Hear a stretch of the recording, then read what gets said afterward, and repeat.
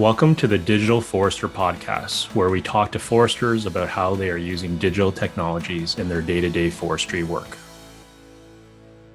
Hey, everybody. Welcome to the Digital Forester Podcast. So today I am joined by Cakey Worthington, who's the Vice President of Carbon Operations, and Zach Pardue, who's the Manager of Forest Information and Geospatial Systems at Anew. How are the two of you doing today?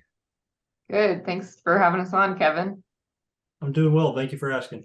Good stuff. Good stuff. So I'm kind of joking because I know you're in the south. We were talking earlier, relatively southern than where I am. So I'm rocking the snowy background, and this might be nightmare for you, I suppose, if you got this much snow in your neck of the woods. And but definitely, winter up here, and we're almost into that Christmas mid-Christmas period. So definitely appreciate both of you carving out some time. I know as we talk today, there's a lot happening with you and your company. So definitely busy times, but I appreciate you joining me. So maybe to start off, I'll start with Cakey in terms of maybe looking at your background, environmental sciences studies, and then and there's some forestry master's degree, US South, and I think a stint in San Fran, moved around. But maybe tell our listeners and viewers how you got into that environment and forestry space. Was there like a family tug or just like an outdoors interest ever since you were young? How did you get into the space? Yeah, absolutely. So I grew up in the Midwest in a very agricultural sort of region where there wasn't as abundant of a forest resource. And I think when I was really little, I enjoyed going to our local parks. And I recall a trip to the Smoky Mountains at one point and just really enjoying the sort of Blue Ridge forested environment. Was always interested in natural sciences and earth sciences. I was the kid turning over rocks looking for bugs and things like that. And when I went to undergrad, I was interested in biology and ecosystems and wildlife and how things grow together in systems. And I ended up getting involved with land conservation and a land trust while I was in school, and then shortly afterwards, really learning about sort of private sector conservation and how funding in the conservation space can really create a lot of conservation outcomes. So when I was working for the land trust in North Carolina, there was a tax credit program that was incentivizing landowners to do no development easements on their forests and their lands. And that kind of drove me into graduate school, where I got a master's in forestry and environmental management at Duke, and was really kind of seeking, how can I do more in the ecosystem service market space? How can I use private sector funding to really, create some huge outcomes for the environment? And that, through learning more about forestry in the forest space and other ecosystem service markets available, I kind of fell into forest carbon. At the time, the compliance market was pretty new from the California compliance space, and the voluntary market for, I would say, modern forest carbon voluntary market, not thinking about Chicago Climate Exchange kind of a previous era, but I would say the one that we see today was really just getting going. And so it's an exciting opportunity to see where there was an opportunity to do a lot of conservation work, because I think a lot of the forest climate and forest carbon space is a sort of a conservation active working forest environment. And so that's how I ended up where I am today. I spent a few years doing carbon project development for the legacy Bluesource company. Then I went to work for a forest landowner, managing carbon on their properties, and now I am where I am today, sort of at the amalgamation of those two, which I'll get into a little bit when I describe our current company. For sure. And I'm just curious to know, because again, when I looked at your background on LinkedIn, I also noted you're like the captain of an ultimate team. So I think I started panting right away, because I think I've played ultimate once, and I don't think I made it 5 minutes sprinting. So I don't know how you elite athletes are able to run and sprint back and forth all over the place. But hey, I guess I'll be the one eaten by a bear if we're ever in the woods, and you'll probably outrun or outsprint me going forward with your athletic skills there. But I played in college, but Kevin, I'm an old lady now, and I don't want to blow out my knees because I still have to tromp around in the woods. So I don't play as much as I used to. Yeah, I hear you. I laugh at that because we all say we're like old now, and yet if you see us on screen, we're like we're not that old, but still some things don't work quite as well as when we're young. So definitely want to get into the Anew side of the business and learn more about that and some of the amalgamations. But I'll maybe jump over to Zach. So Zach, I know you studied forestry and you worked in more traditional space. You worked for RMS, Resource Management Service, at one point. Maybe share with us your journey on how you came to be where you are. Yeah, so like you said, I started out at Mississippi State University. I got my bachelor's of forestry there, and had a very industrial timber centric education. During my time there, I took the extra effort and I got my GIS certificate because that's always what's kind of been interesting to me. My father, all growing up, he worked in the geospatial space, and so I was always around this, and just that mindset, that thinking really resonates with me. I think of everything in terms of like, where is it? What spatially? Let's look at it on a map. During road trips, I was the kid in the back, like following us on the highways on the paper maps. You ask some people what a paper map is, they might not even know anymore, but that was me. And like most people, what draws you to the forestry space is just that longing to be outside, to be directly interacting with that, and in the case of what we're doing now, also kind of conserve that and turn that into meaningful action. And so like I found this little niche at the intersection of this forestry and geospatial, and I've kind of stuck there ever since. I was blessed to have someone kind of take a chance on me. I got my foot in the door with an internship at a timber company here in the U.S. Southeast, and I've kind of gone with it ever since, kind of bouncing from place to place, constantly learning, constantly picking up nuggets of wisdom, and that's where I've kind of come here to Bluesource Sustainable Forestry Company, Anew Climate. I've been at all these industrial timber companies where they've got these really robust, very well-developed systems and processes that drive the companies forward. And that's the kind of the challenge I was presented with is, let's take that and let's apply that to the mission here at Anew, and let's drive some meaningful climate impact. So Sure. That's what excites me. Yeah, very cool. So typically on this podcast, I call people digital foresters, but when I looked at some background materials I prepped, I came across this term. And Cakey, I think you're looking to fill this position, but it was a carbon forester. So now I'm like scratching my head. So I'm going to ask you, Zach, like, are you like a carbon forester now, or are you like a digital forester, or are you a forester, or you're all of the above? It doesn't matter. It's red, pink, blue, purple, whatever it is. You're a forester true to heart. It's just you're still following the basic tenets of sustainable forest management and doing your job as a forester. What are your thoughts on that? How would you describe yourself today? Kevin, I think that's kind of funny because I would say, like, I think every forester is a carbon forester. Like, it's a part of it.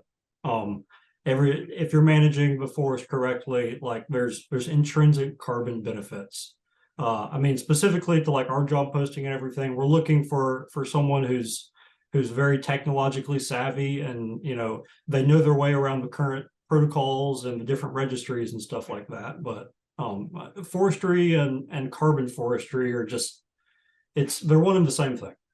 For sure. I feel like I need to make you a t-shirt that says the digital forester on the front and then carbon forester on the back, or some remnants of that. We'll have some fun with that.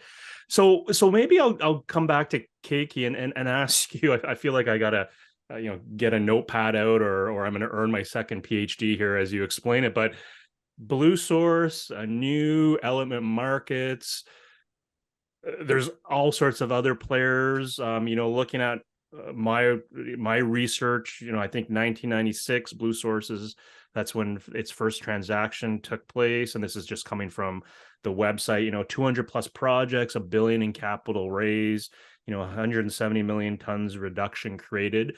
But maybe if you could walk us through what I believe it's called Anew now, and you correct me if I'm wrong, if I'm not using the right terms. But what is the company now, and maybe give us some background in terms of Zach's mentioned the mission, but what is the mission of Anew, and what changes are you trying to affect?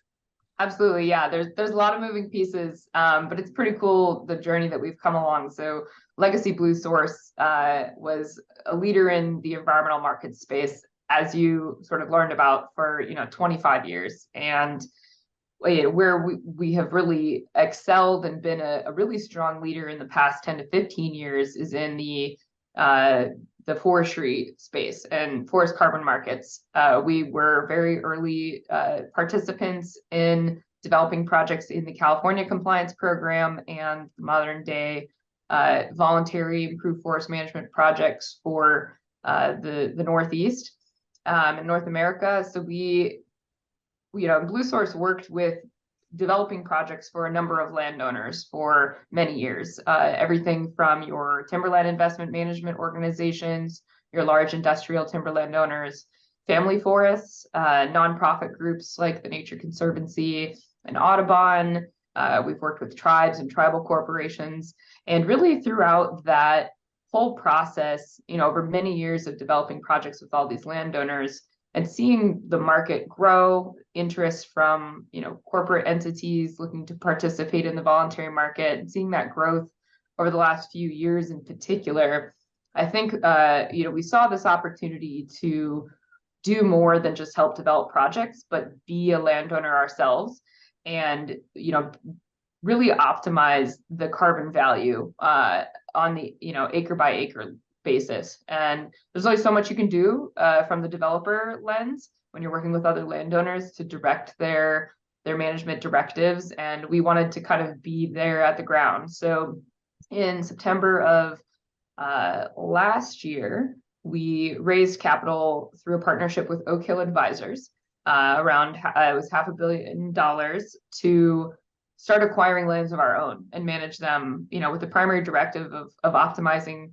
the climate benefit and carbon value from those forests. So we were with Legacy Bluesource at the time, a partnership between them and Oak Hill Advisors, and started acquiring lands for the purpose of carbon management, working forest carbon management projects.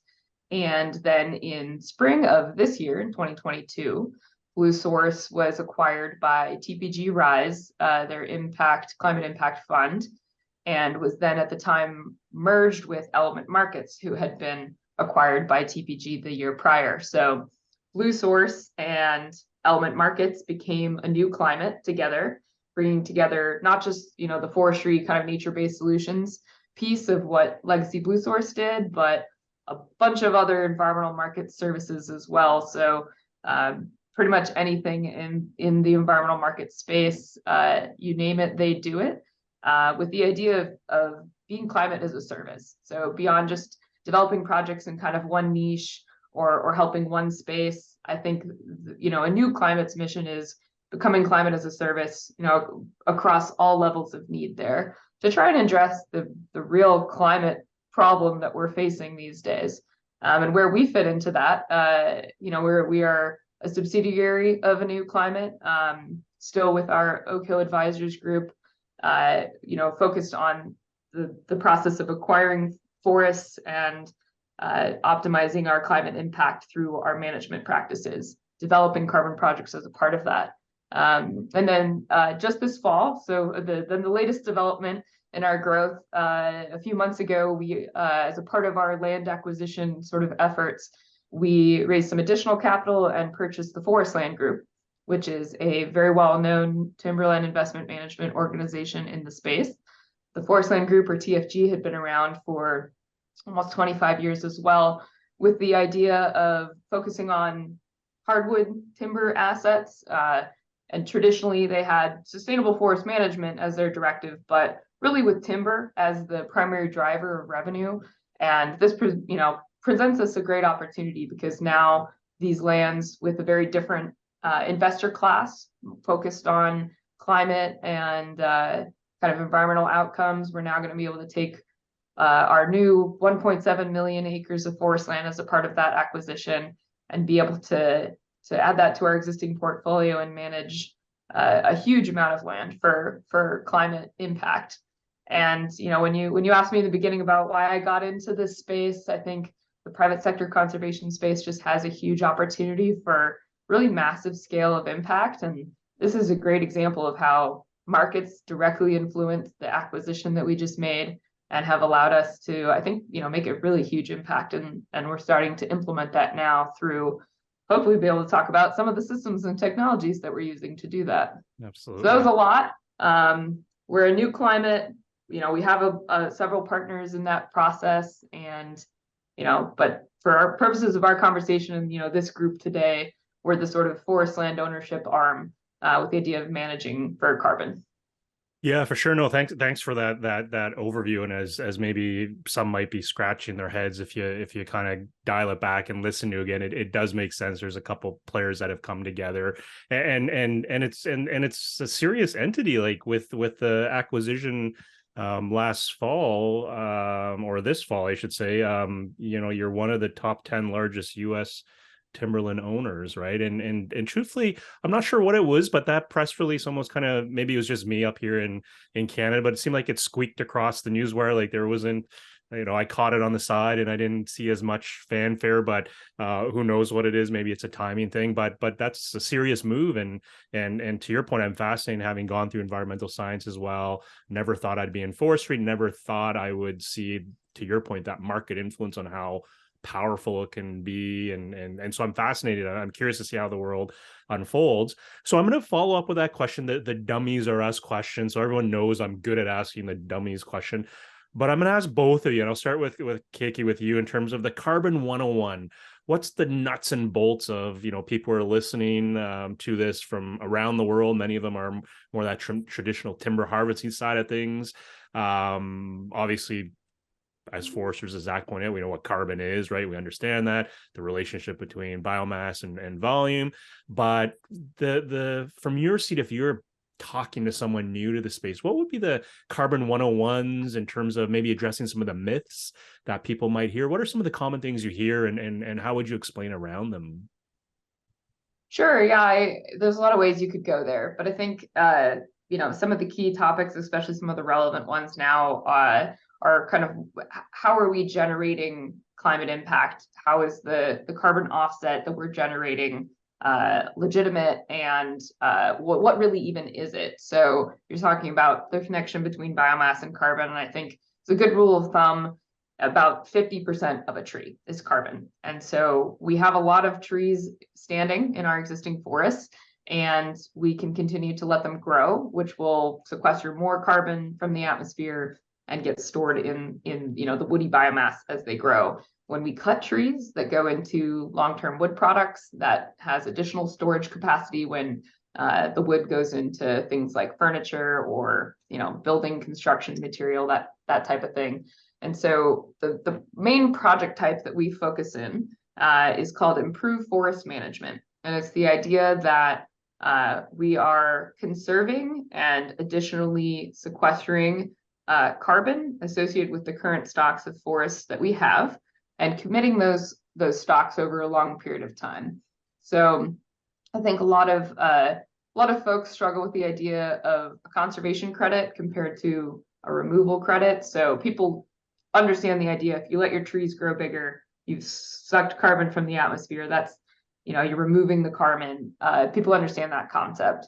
I think where it's a little more confusing is the sort of conservation element. So if we don't commit the current carbon stocks we have across the whole property, then if markets change or we are incentivized, because we are a investment organization, incentivized to get the most out of our investment, then we might have an aggressive harvesting scenario. There's plenty of companies out there that is their mission, or their investment directive is to optimize that timber resource.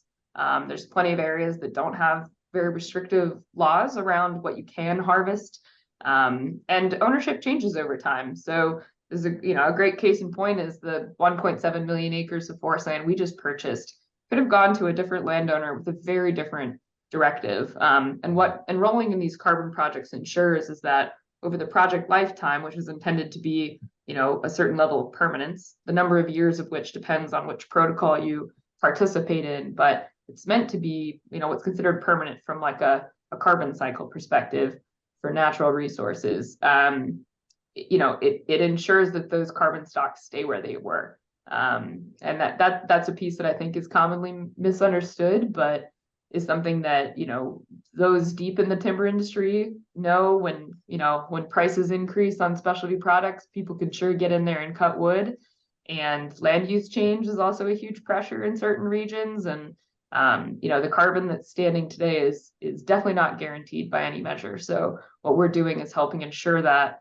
And through our sustainable forestry practices, we still plan to, enhance the ecological value of our forests, do salvage logging where it's necessary for ecosystem health. And in some cases where there's niche markets, do some harvesting, but we intend to let our carbon stocks grow over time on our total ownership. And so we're going to have, a little bit of change of practice on some of the lands we purchase, as well as, a huge kind of conservation aspect, which is different than preservation because we're still out there working the woods. But that's kind of the direction we're going with our forest carbon work.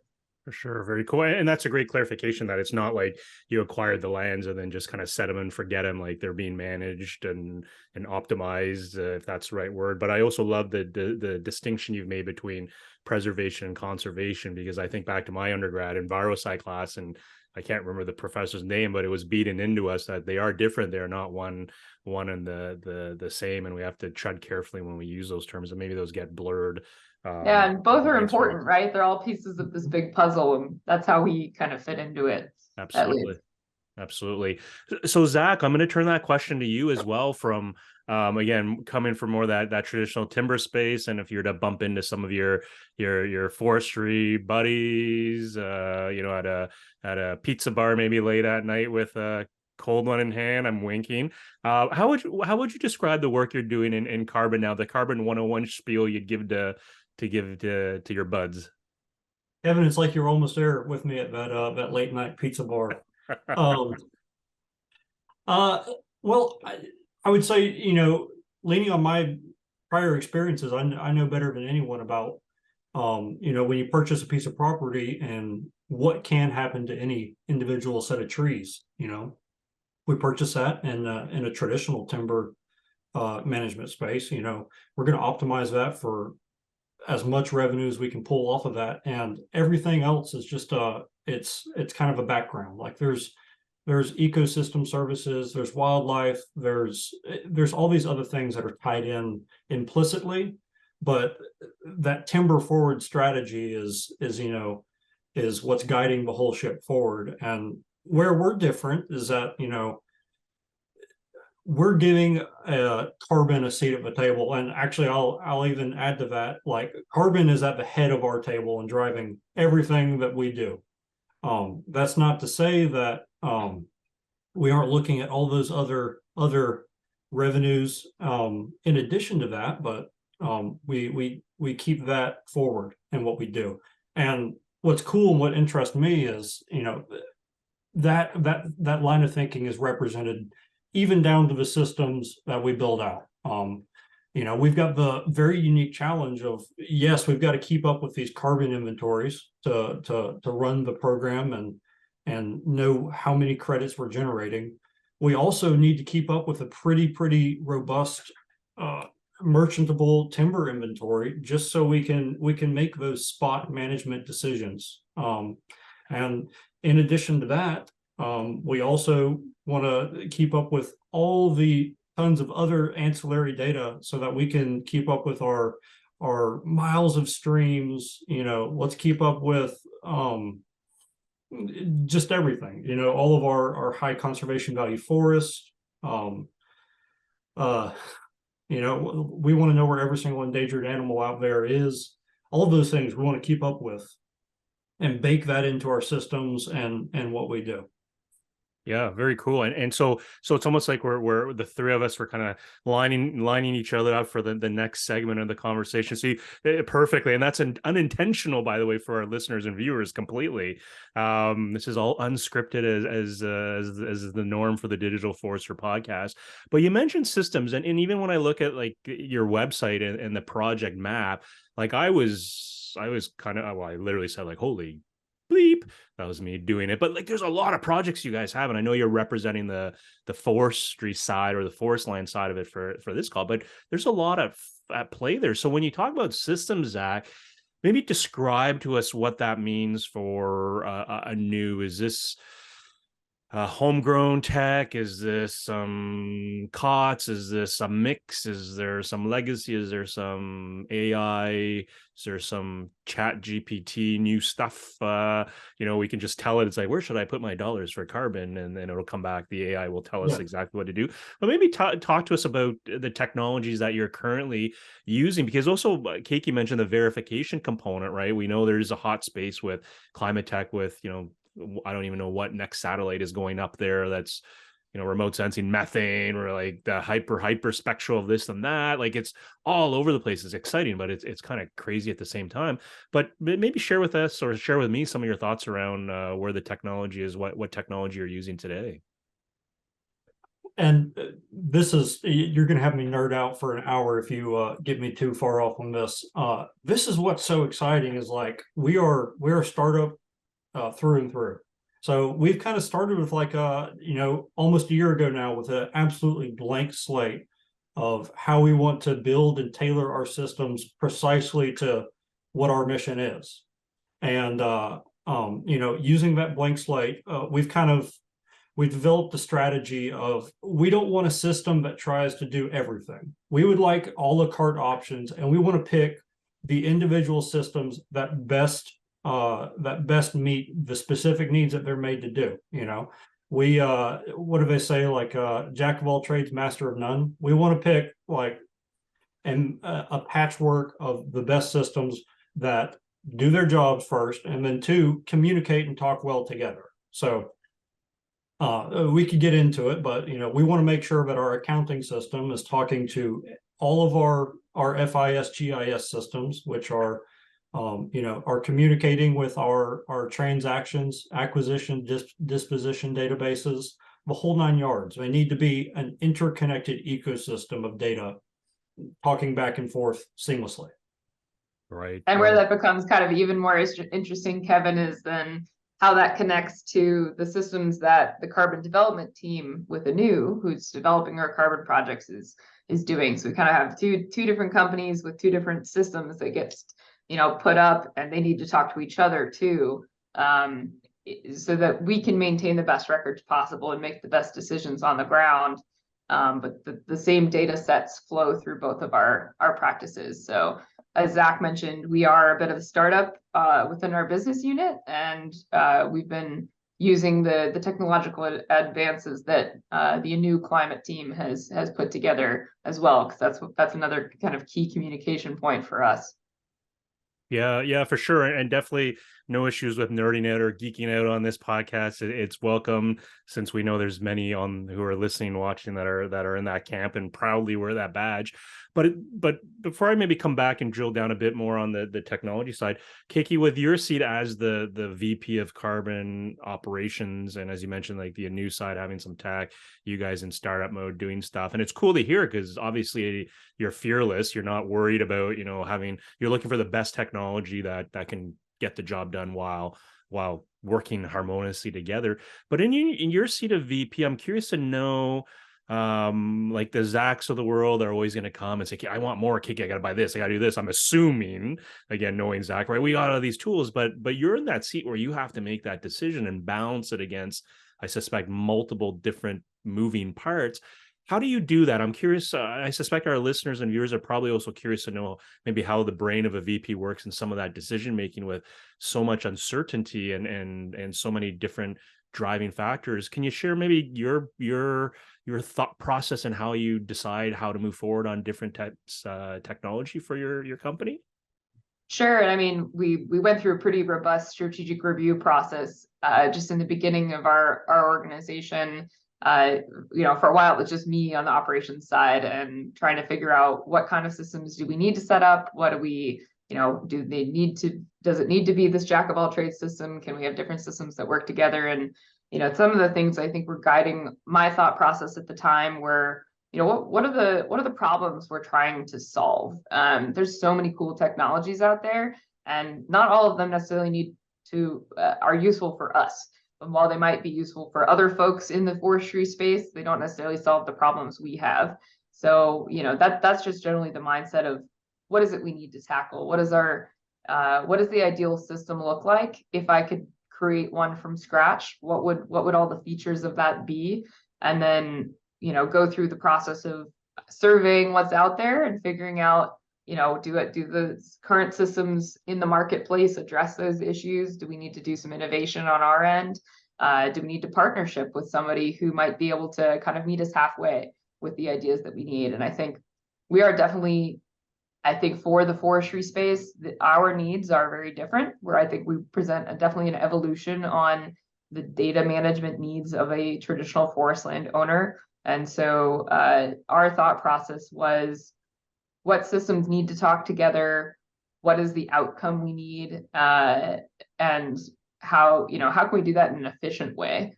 The new technologies can be cool, but also very cost expensive. So the kind of flip side of that with the startup company is, especially before we acquired very much land, having to pitch to, we need a forest information system to manage our data, or we need something beyond just a couple shape files to manage our geospatial information. Making the pitch for that next level when you maybe haven't grown into it yet, and being able to see, we went from 1 to 10, now we're going from 10 to 100, and creating the appropriate technologies for the scale that you're at, I think is those are a number of things that were kind of floating around in my mind. But it's definitely been a collaborative process. I have leaned on experts, whether that's third-party consultant groups or hiring people like Zach, who know not more in the weeds than I do.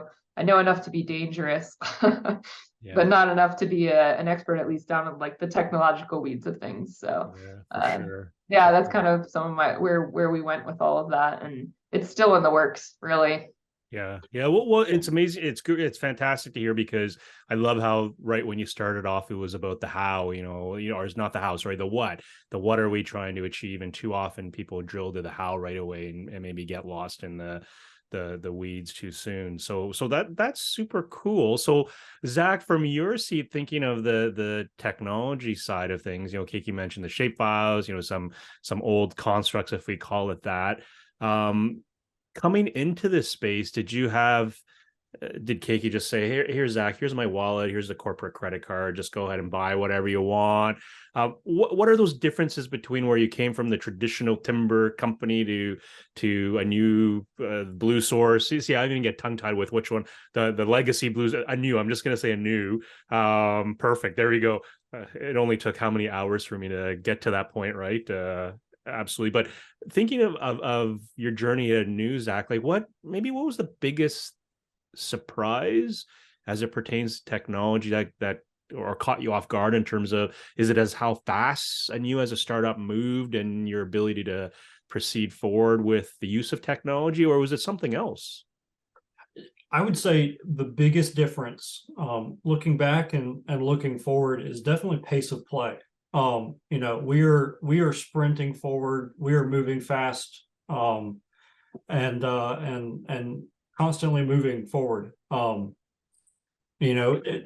we need to make a decision, obviously we want to get the best heads together and talk it out, analyze a problem, come up with a solution. But we don't want to committee something to death. We don't want to talk it to death, analyze it to death. We're going to come up on a solution, and we're going to attack it. Midway through achieving that goal, we may try and reanalyze if we're even headed in the right direction, make some course corrections from there, but constantly moving forward. That's what we're aiming to do. Very cool. Very cool. So thinking of the technology side, I'm going to guess, obviously you use GIS, you've talked about some financial systems and other things, but what would be the piece of technology that surprised you the most? Is there one, I suppose, because nowadays, we got that, and I'm kind of poking at you on the nerd side here. We got buzzwords around digital twins, we've got AI, we've got, backpack lidar, we've got an Earth observation space exploding. Maxar went private. I think a private equity acquired Maxar, so that was a big play on that front. But from the technology side, what is maybe that piece of technology that gets your nerd on thinking beyond what you're implementing now? Because I suspect Anew's probably not that different than some of the other companies in terms of some of the basic technologies around GIS and what they're using, whether it's Esri technology or whatever. But is there something special, I guess, in the secret sauce? Whether it's a cloud, on-prem, new technology developed from the higher up part of the company or other business units. Is there something that gets you excited, I guess, is what I'm trying to ask in the carbon space and conservation and forest management side of things on the technology front? Well, I'll say it. You mentioned on-prem versus cloud. We're a fully remote company. Prior to this acquisition, we had 8 employees in 8 different places. Wow. There is no prem. So whatever strategies we come up with have to absolutely be cloud-based and distributed and work well. The other thing, speaking of like technologies that really excite me, our company, as a whole, our business unit, we're putting a ton of weight into remote sensing, and just remote sensing applications of all forms. We've been hiring aggressively on some of our sister business units, and we're building a very strong dugout of employees who can do some really impressive stuff with remote sensing, because you got to think of the scale we're operating. We've got 1.8 million acres. We're definitely a forester's first company where boots on the ground are very hard to match, but we can't get boots on every piece of ground all the time. So how can we gain efficiencies from looking at things from above? How can we use automation and drones to help aid us with our management decisions? Things like that. So with some of the work you're doing, is it mostly drone based, or would you say you're full spaceborne as well in that space, that Earth observation space? Is there a split in terms of how you're leveraging those technologies? Yes, a split. We're trending more towards space based and increasingly more on demand imagery. However, we're trying to dabble in the drones. The thing that comes with that is, by the time you've got someone out there with a drone to look at your property, you've got someone on the property, and sometimes it's good to have that drone up above, and maybe also get those boots on the ground underneath the canopy as well. And that's why we're very excited about some of our partnerships and collaborations with other people in the space who can help really bring insights.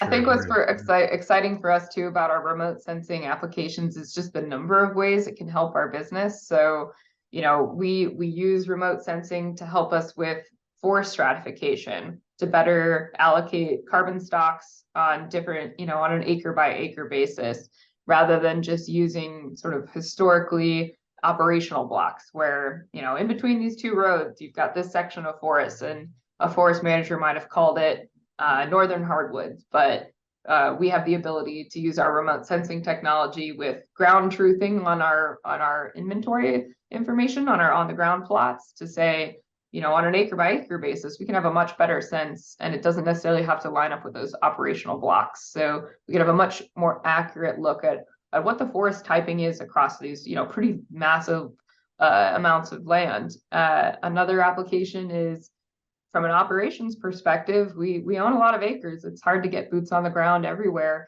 We can see land use change. We can use it for timber security to see if there's been conversion of forests, even at a really small level. We can track for natural disaster and climate resilience over time. So there's just a lot of applications for the operational side of the business beyond just quantifying and measuring carbon, that I think this sort of same spatial layer can be applied in so many different ways that we're trying to utilize.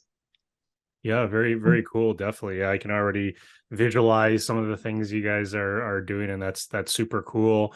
So you mentioned resiliency, and so thinking of obviously playing in the climate space, if we think of California, where you're at one point, right, the wildfires, you think of the south there. I think that was pretty late in the season for that hurricane to rip through, or again, whether was it weather or was it climate? Nonetheless, it was later in the season, so we don't need to go down to the semantics of that debate there. But how does that factor into how you use technology in your planning and management? Like with all this, like I feel like in your space, there's so much uncertainty. There's so many balls in the air, shiny ones, some not so shiny that you got to juggle and balance. How does technology help you do that? Is there a certain type, or is this just more back to, as you mentioned, intelligent, smart people doing what humans do to issue, process, and figure out the best path forward and course correcting? Is there a secret thing to how you guys are leveraging technology to realize the success you've had? Well, I'll let Zach speak to the technology piece, but I think, just for us as our management strategy, a huge piece of how we are managing for climate resilience is the sort of original technology, which is our trees. Having mixed species, hardwood forests, naturally occurring where they are, presents a ton of resilience. So we have this. A great example of that is, you mentioned the hurricane. We had a Hurricane Matthew in 2018 came through the area where our current Florida property ownership is, and a lot of the pine plantations in that area just got completely wrecked. If you look at it in satellite imagery, it was brutal, and I think the timber industry really suffered in that area.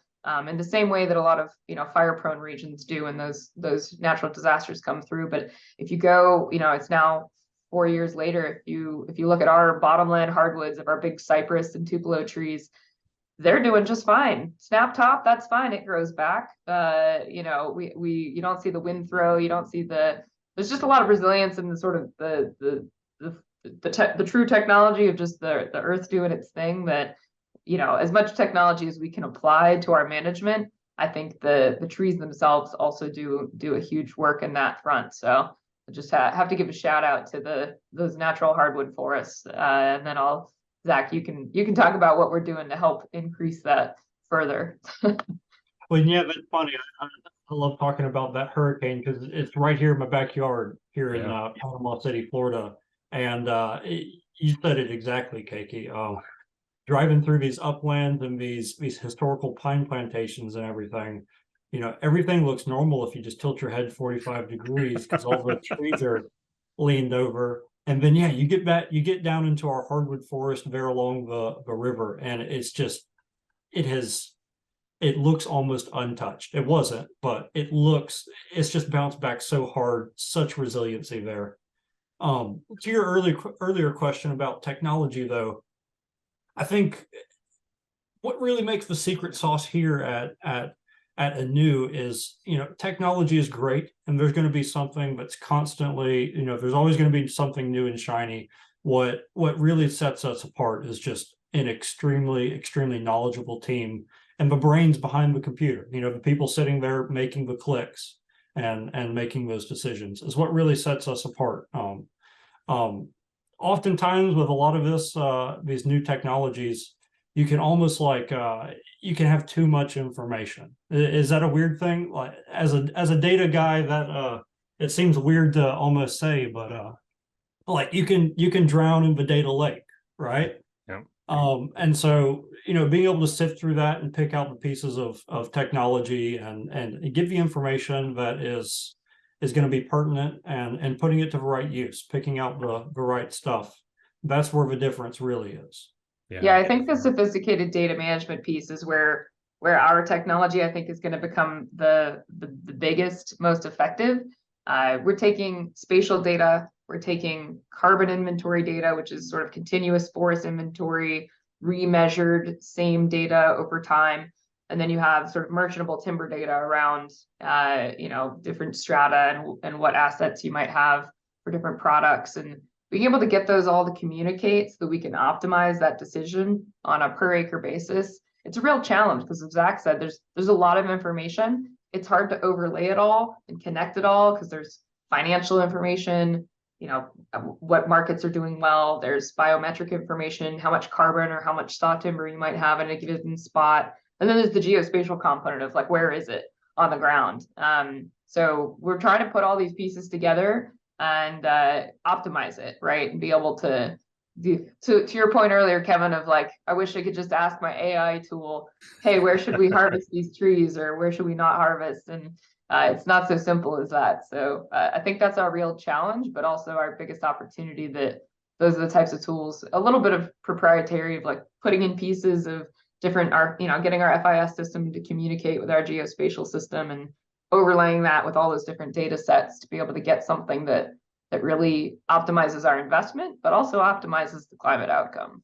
For sure. And I was gonna ask a question of the Chat GPT about Bluesource, but I was kind of afraid to see what it would spit out, and it would probably take us down a different rabbit hole. But very cool. So definitely love the thinking there and love the story.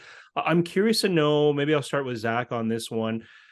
From a technology point of view, we've danced around a couple of things, and we'll let our listeners and viewers connect the dots in terms of what some of the things you guys are doing behind the scenes. But what are the pieces of technology maybe in the next 1 to 3 year time frame that gets you excited, or beyond gets you excited, gets you really, really excited? That's my challenge, to pull the nerd out of Zach there. But what's that? Is there a piece of technology, or do you think it's more about, what we've just talked about? It's more about data being the new oil and finding a way to really mine that data more than we currently are. Because I think there's a statistic out there, this goes back a couple of years, that only like 4% of the data is actually, really leveraged. The rest is just sitting there in a big data lake and floating around doing its la thing. But from a 1 to 3 timeline, Zach, which pieces of technology would you describe that gets you really excited? In that near time frame, I feel like there's a lot of gains in the AI space. I feel like we're really getting to like buzzwordy territory here, but like truthfully at its core, I think AI truly hasn't hit forestry, all aspects of forestry quite yet. And I think once it makes that connection, the gains for our company and a lot of companies in the space are going to be immense, because that enables you to wade through the mess and help turn data into information into action.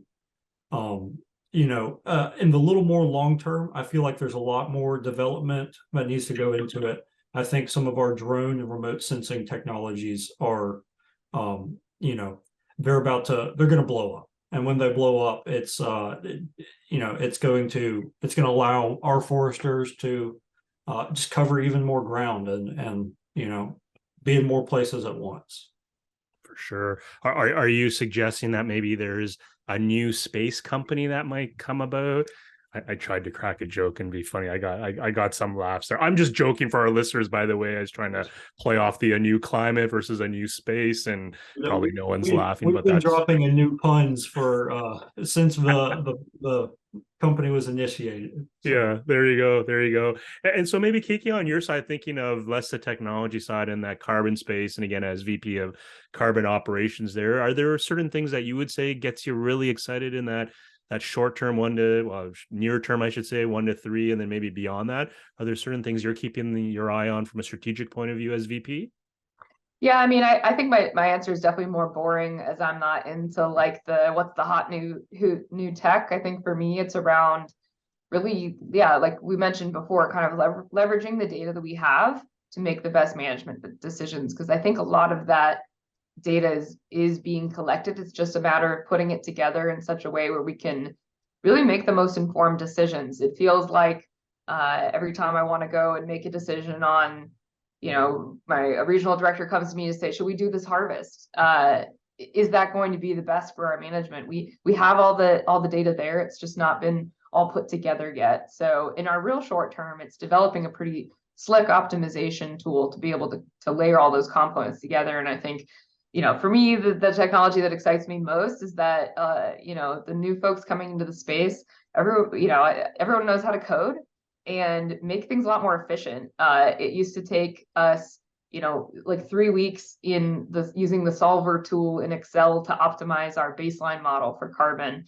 And now our Anew's climate carbon team has developed a pretty sophisticated code base that allows them to run model scenarios within a number of hours. And the amount of accuracy that you can get to a model by being able to run it in that that quickly as compared to taking shutting down your computer for a day or something like that. I think that being able to leverage that data more through developing code to kind of do the hard stuff for us, I think is critical. You'll get me on my soapbox about like there's a tech industry right now, and I think in 20 years it won't be so much tech. Like, what is tech? There's so many different things that are part of tech. Everybody's going to be using tech, and I think that that general concept that we can apply those technologies across everything we do, I think is what excites me in general. But that's a more boring answer. Yeah, no, that's great. It actually raises an interesting question, a follow-on question, because you touched on the people side and maybe the generational side of a forester that I might have known 20 years ago would not be writing code. And Zach even said at the start, he was a forester, he wants to be outside. Often we hear foresters say, it's like, I didn't go to school to sit behind a desk. I went to forestry school to be outside and make a change, make an impact. But to your point, the reality is that students, like people coming out, it's you just know how to code by default. Like even my kids, right, they're coding now and they're in grade 6, and it's not because it's a homework assignment, it's just they want their Roblox or Minecraft or whatever it is they play. I don't even know, I'm dating myself now, but they want to automate that in their game, right? I think Minecraft has come back around, Kevin. I think that's I know, I hear you on that one. Yeah, for sure. But I'm curious in terms of like your scale up, you said you're 8 and then now you're going to 100, which is crazy. And it's comes with now you're gonna have an HR person probably to handle all the people there. But are you to riff off of that comment around people and the skill set? We've had other podcasts where people have said it's hard to find the right people for even the boots on the ground, let alone boots on the ground with coding skills. Are they unicorns? I don't know. But what are you two seeing in terms of the landscape? Are you finding the right people coming out of forestry school? Are they really the jack of all trades that Zach was talking about earlier, that they're just unique people that you're lucky and find them? Is there a people problem? Maybe problem's not the right people challenge or talent shortage, or what are your thoughts on that, Cakey? And then I'll go to Zach. I definitely think there's challenges. I think, students coming out of graduate school are learning way more about carbon and environmental markets than when I was in school, even though that wasn't, too long ago. But those folks need to be trained up. And the thing about forest management and forestry is that even if we get as high tech as we possibly can, you cannot manage a forest successfully without understanding what it's actually like on the ground. And we absolutely are we've acquired employees who are maybe more of the like older sort of cohort, and I think there's an opportunity to upskill folks into new technologies, but the sort of boots on the ground knowledge is irreplaceable in our industry, and having a team of staff members who have some of that experience, and that can look like a lot of different things, but that's kind of irreplaceable. So while there's a lot of folks, kind of coming out fresh out of school, nothing can quite replace understanding what it's like to know the woods as they work. And especially with hardwoods, those are slow growers, and the cycle is a longer period of time. And so you could look at a forest and 10 years later, look at our hardwood forest, and it may not look too much different if you're just driving by, but understanding the processes that happen there and the impact that different silvicultural techniques, it takes a long time. So there's definitely a balance. We certainly we're proud of a few particular unicorns on our staff, on our modeling team, and people just really know how to like put a lot of that stuff together. Those folks who are hard to find, we hope they find their way over to Anew. But I think there's a lot of opportunity for all different sorts of skill sets. So I think we're growing to a phase where we can kind of use those different skill sets and piece together where we get it all at the same place. But it's something I continue to think about. what type of, gaps do we have and what needs do we need to fill there. For sure, for sure. And Zach, what about yourself? Thinking of being switching over to Anew, and then as a carbon forester, looking for other carbon foresters or foresters in general. But what are your thoughts on that? Do you find that there's a shortage of people, or do you reiterate what Cakey touched on, that it's just tapping in the right people and bringing them in? Yes. Is there a problem with with good candidates and employees? I would suggest that there's, we don't have an employee problem. We've got like a mentorship problem. And let's instead of looking for unicorns, let's look for the people who are, in a position and in a place where they're ready to learn and grow. And let's put those people, you said it, Cakey. Here on our team, we've got tons of institutional knowledge, historical knowledge of our land base.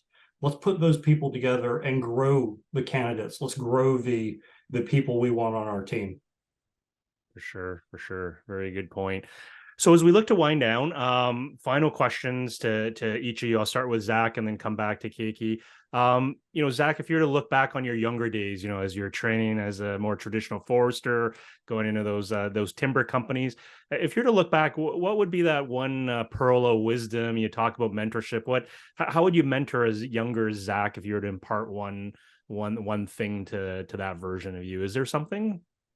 I would probably just suggest listen more, talk less, ask plenty of questions, and be a sponge.